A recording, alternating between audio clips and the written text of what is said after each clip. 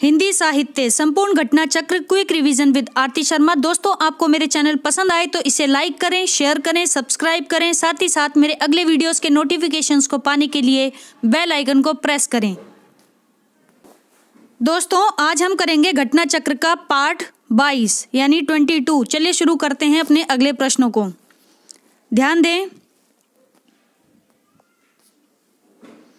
हमारा अगला प्रश्न है दोस्तों, नैन नचायो कहियो मुस्काई। पंक्ति है, ध्यान से देखें। नैन नचाए कहियो मुस्काई, लला फिर आइयो खेलन होरी। लला फिर आइयो खेलन होरी। पंक्ति के कवि कौन हैं? तो दोस्तों ऑप्शन सी पद्माकर। पद्माकर की पंक्ति है, नैन नचाए कहियो मुस्काई, लला फिर आइयो खेलन होरी। ठीक है, ध्यान रखना। थोड़ी सी व्याख्या देख लेते हैं। प्रस्तुत पंक्ति पद्माकर की है। किसकी? पद्माकर की है। यह होली विषयक सवैया है। क्या है? सवैया है। ठीक है, और किसके संबंध में? होली विषयक। ठीक है, होली के संबंध में।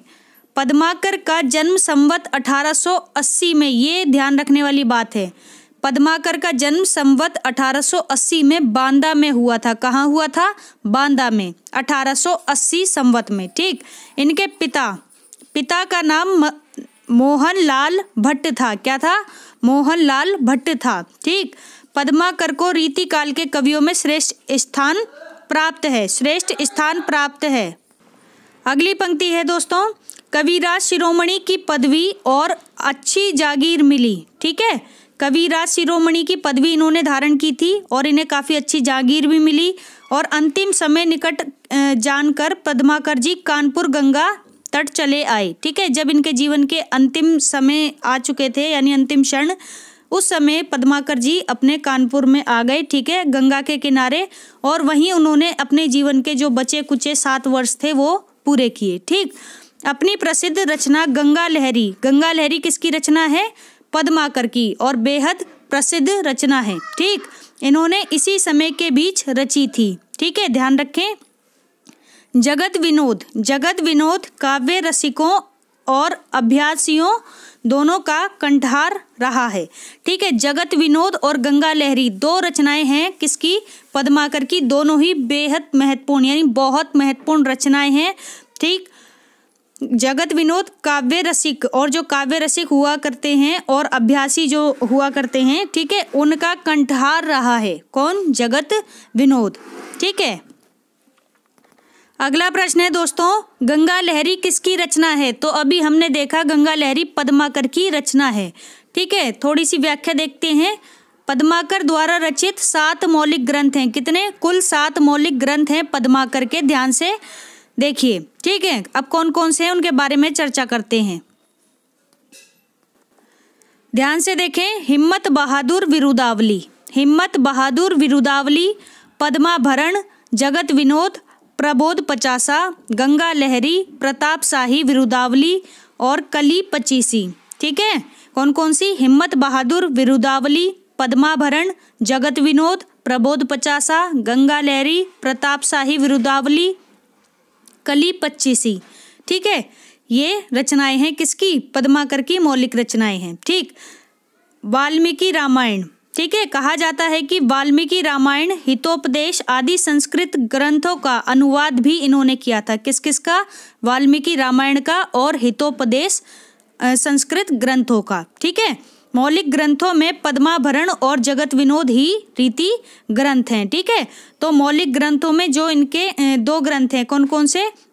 पद्माभरण और जगत विनोद। ये कैसे ग्रंथ हैं? रीति ग्रंथ हैं। ठीक, इतनी बात आप ध्यान रखें। अगला प्रश्न है दोस्तों, प्रबोध पचासा ग्रंथ के रचयिता कौन है? तो इसका उत्तर है पद्माकर। पद्माकर की रचना है प्रबोध पचासा। ठीक है, ध्यान रखें।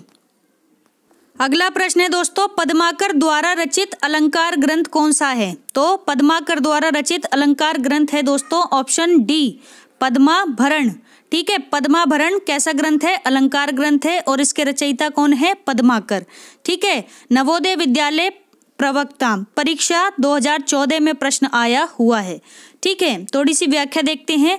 पद्माभरण और जगत विनोद, पद्माभरण और जगत विनोद पद्माकर के रीति ग्रंथ हैं। ठीक, इन रीति ग्रंथों में क्रमशः अलंकार और नवरस विवेचन किया गया है। कैसा विवेचन? अलंकार और नवरस विवेचन किया गया है। पद्माभरण 1810 ईस्वी में रचा गया बताया जाता है।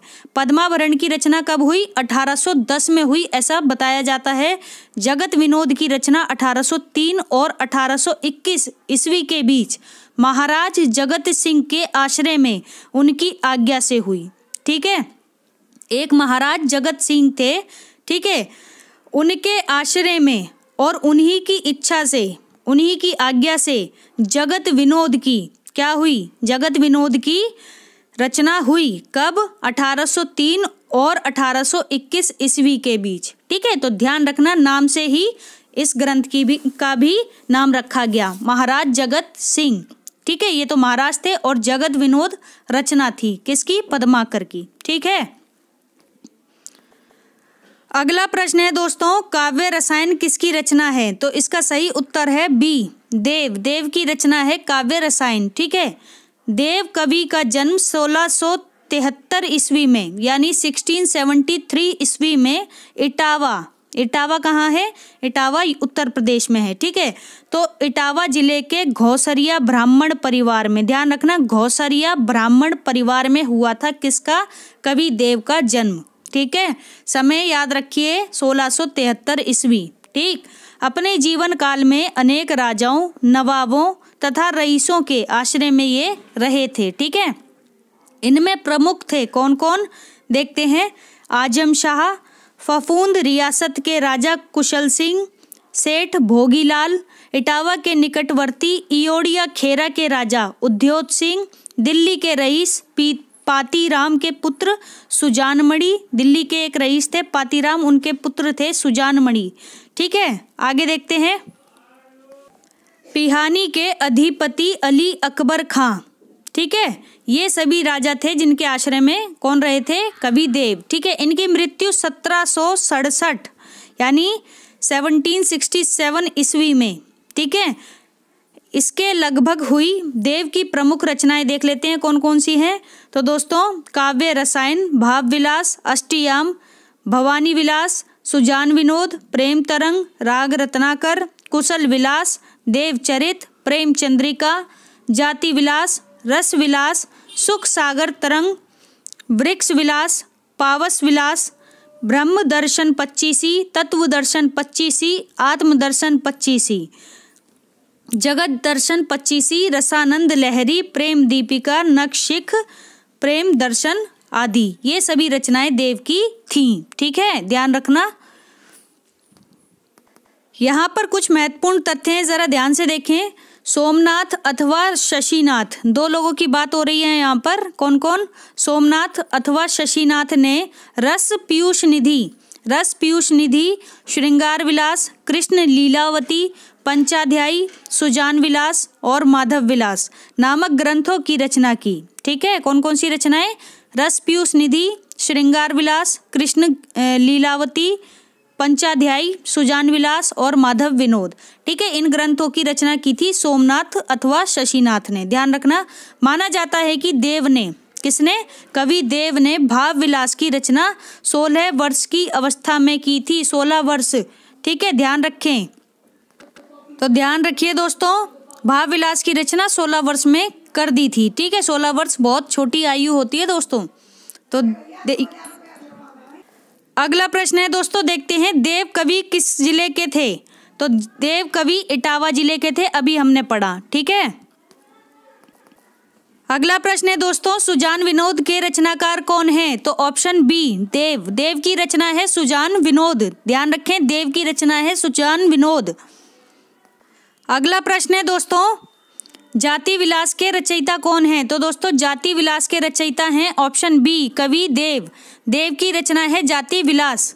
ठीक है, ध्यान रखें। अगला प्रश्न है दोस्तों, अष्टयाम। अष्टयाम किसकी रचना है? तो दोस्तों, अष्टयाम रचना है ऑप्शन बी, देव की। देव की रचना है अष्टयाम।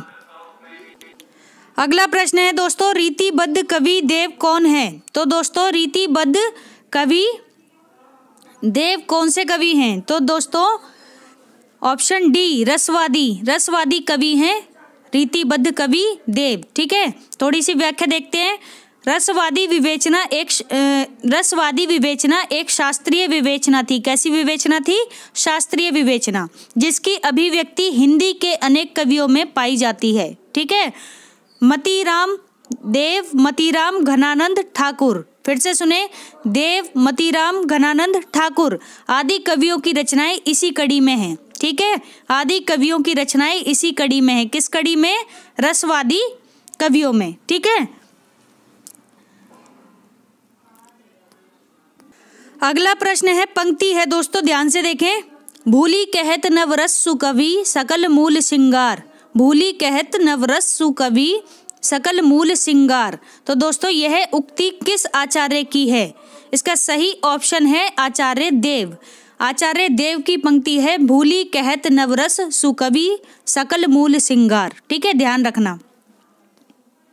थोड़ी सी व्याख्या देख लेते हैं दोस्तों। भूली कहत नवरस सुकवि सकल मूल श्रृंगार, यह उक्ति आचार्य देव की है। कवि ने अपने ग्रंथों में श्रृंगार का वर्णन अत्यंत प्रभावोत्पादक ढंग से किया है। ठीक है, श्रृंगार का वर्णन किया है, बहुत ही प्रभावशाली ढंग से किया है।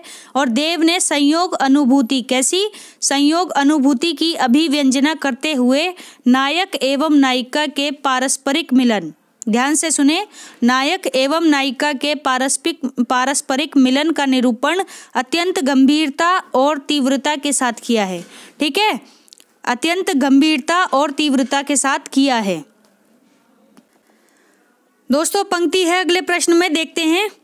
अमिये हलाहल मद भरे, अमिये हलाहल मद भरे श्वेत श्याम रतनार, जियत मरत झुकी झुकी परत, जे ही चितवत एक बार। फिर से सुने, अमिये हलाहल मद भरे श्वेत श्याम रतनार, जियत मरत झुकी झुकी परत, जी ही चितवत एक बार। तो इस प्रसिद्ध दोहे के रचयिता कौन है? तो दोस्तों ऑप्शन डी, रसलीन। रसलीन का दोहा है ये। ठीक है, और बहुत ही प्रसिद्ध है, बहुत प्रसिद्ध दोहा है। क्या?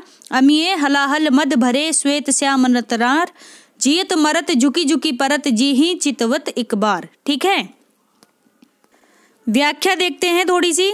उपर्युक्त दोहा रसलीन का है। किसका है? रसलीन का दोहा है, किंतु भ्रमवश कुछ लोग इस दोहे को बिहारी का दोहा मान लेते हैं। यानी कि है तो ये रसलीन का दोहा, लेकिन कुछ लोग हैं कि बिहारी का दोहा मान लेते हैं। रसलीन रीति काल के महत्वपूर्ण कवि हैं। कब के? रीति काल के महत्वपूर्ण कवि हैं। इनका जन्म 1669 ईस्वी में, कब? 1669, 1669 ईस्वी में उत्तर प्रदेश के हरदोई जिले, ध्यान से सुने, उत्तर प्रदेश के हरदोई जिले के एक ऐतिहासिक गांव, कौन सा गांव?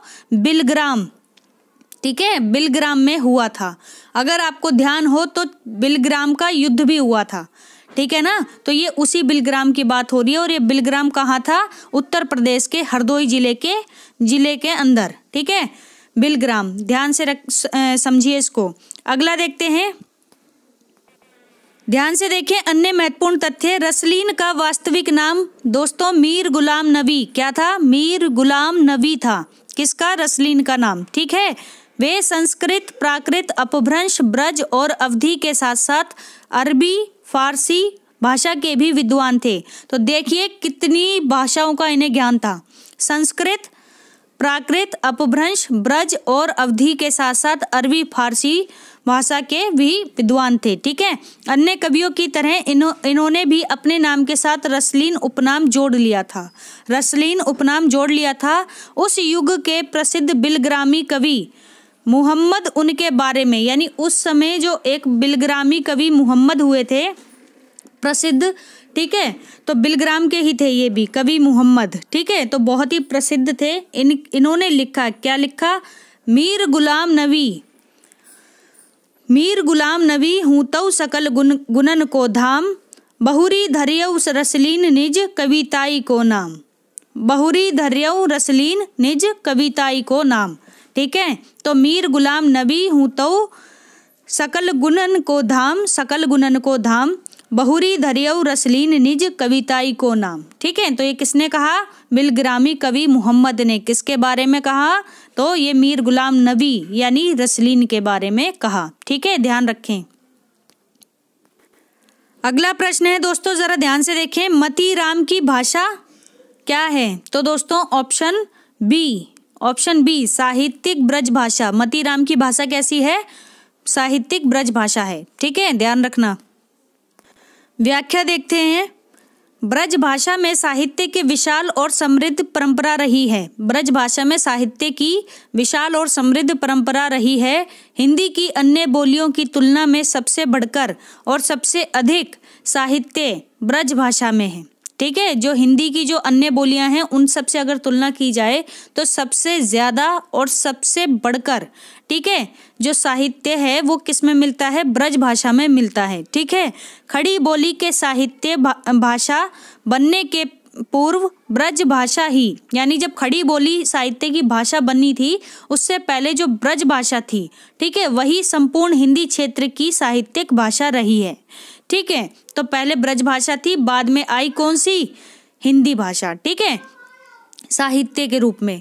मती राम की भाषा कैसी है? मती राम की भाषा साहित्यिक ब्रज भाषा है। ठीक है, ध्यान रखें, मती राम की भाषा साहित्यिक ब्रज भाषा है।